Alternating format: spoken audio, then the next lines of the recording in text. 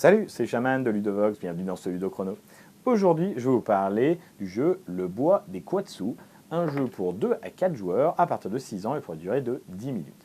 Alors, dans Le Bois des Quatsu, nous avons un bois qui est placé ici, où on va voir 9 cartes centrales qui peuvent être soit des pierres, soit des feuilles, soit des champignons, avec des couleurs bleu, jaune ou rouge. Toutes les cartes sont recto verso, et on ne sait pas à l'avance ce qu'on va trouver sous ces cartes. Ensuite, nous avons les petits écureuils. Donc chaque joueur va jouer un écureuil particulier qui va avoir soit d'un côté un petit symbole couleur, de l'autre côté un petit symbole forme. Le principe du jeu et l'objectif final est de récupérer des noisettes, puisque nous sommes des écureuils.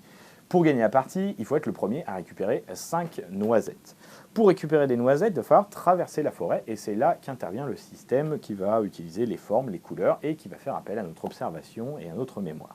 Donc pour traverser la forêt, pour récupérer la noisette qui fait face à notre écureuil, il va falloir deviner ce qui se trouve sous la carte, donc c'est pour ça qu'il y a le jeu de mots avec dans le titre du jeu quoi dessous, il y a quoi dessous, et on va devoir annoncer. Donc là par exemple, ici j'ai un personnage qui est en mode forme, ça veut dire que je suis du côté forme, et donc il pourrait être de côté couleur, mais là c'est forme. Donc là je vais annoncer, je vais dire par exemple ici je pense qu'il y a une pierre, donc c'est raté, je retourne bien la carte, et j'ai eu tort, donc mon tour s'arrête immédiatement.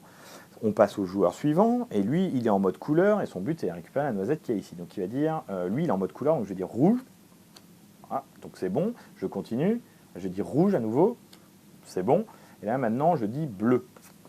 C'est bon. Donc là, j'ai gagné la noisette qui se trouvait de l'autre côté. Donc j'en ai une sur les 5. Au moment où je vais faire ça, il va y avoir un effet, c'est que, premièrement, je vais avoir la possibilité de me déplacer à gauche ou à droite. Donc là, par exemple, je vais me déplacer ici parce que j'ai regardé ce que faisait le joueur avant, et je me dis, je vais retenir, et je vais pouvoir lui piquer la noisette avant lui. Et la deuxième chose, c'est que tous les autres joueurs vont retourner leur carte. S'ils étaient en mode forme, ils passent en mode couleur, évidemment, donc s'ils étaient en mode couleur, ils passent en mode forme. Donc ce qu'ils ont essayé de retenir sur les cartes, sur ce qu'il y avait dessous, eh ben, va complètement changer, ils vont devoir retenir une information différente. Voilà, donc ça c'est le principe de Quatsu, on s'arrête dès qu'un joueur a atteint l'objectif. Il y a plusieurs variantes qui rendent le jeu un petit peu plus compliqué, donc déjà par exemple on peut retourner toutes les cartes de cette manière-là de noisettes face cachée, ce qui fait qu'on ne sait pas si on va chercher une ou deux noisettes. Il y a des modes plus ou moins faciles, plus ou moins difficiles. Il y a un mode où on doit tomber sur 5 exactement, 5 noisettes exactement. Donc si on dépasse en prenant par exemple 2 noisettes, on tombe sur 6, et ben ça marche pas. Et donc ça rend le jeu encore un petit peu plus difficile. Voilà, vous savez tout. Maintenant, à vous de jouer.